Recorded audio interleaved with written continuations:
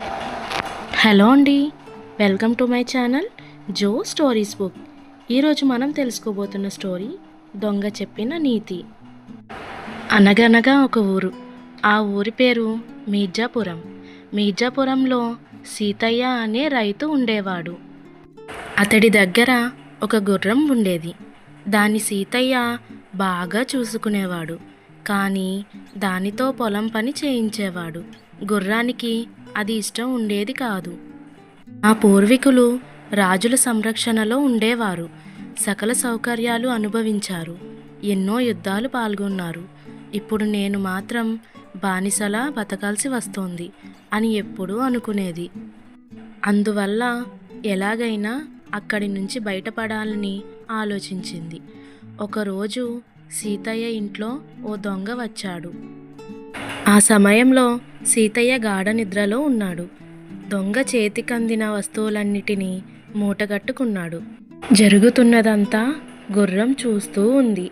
కానీ యజమానిని మాత్రం అప్రమత్తం చేయలేదు. తన పని ముగించుకొని వెళ్ళిపోతున్న దొంగతో, అయ్యా, అదే చేత్తో నా కట్లు విప్పదీయండి అని బతిమాలింది గుర్రం. దానికి దొంగ, నీ కట్లు విప్పితే నాకేంటి లాభం అన్నాడు.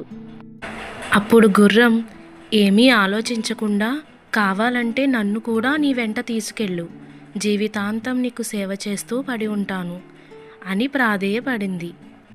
దాని మాటలు విన్న దొంగ ఒక్క క్షణం ఆలోచించి చిన్నగా నవ్వాడు. నేను దొంగను, నీకు ఆ విషయం ఇప్పటికే అర్థమై ఉండాలి. నేను దొంగతనం చేస్తున్నానని తెలిసి కూడా నువ్వు నీ యజమానిని నిద్ర లేపలేదు అంటే నిన్ను పోషిస్తున్న యజమాని పట్ల నీకు కృతజ్ఞత లేదు. నీలాంటి దాన్ని వెంట ఉంచుకోవడం ఎప్పటికైనా ప్రమాదమే అని అక్కడి నుంచి వెళ్ళిపోయాడు.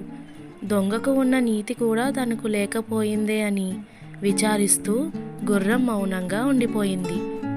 ఆ తర్వాతి నుంచి అది యజమాని చెప్పిన పనిని చేస్తూ కృతజ్ఞతతో మెలగసాగింది. కథ సమాప్తం. ఈ స్టోరీ మీకు నచ్చినట్లయితే లైక్ చేయండి, షేర్ చేయండి. మరిన్ని ఇంట్రెస్టింగ్ స్టోరీస్ కోసం ప్లీజ్ సబ్స్క్రైబ్ మై ఛానల్.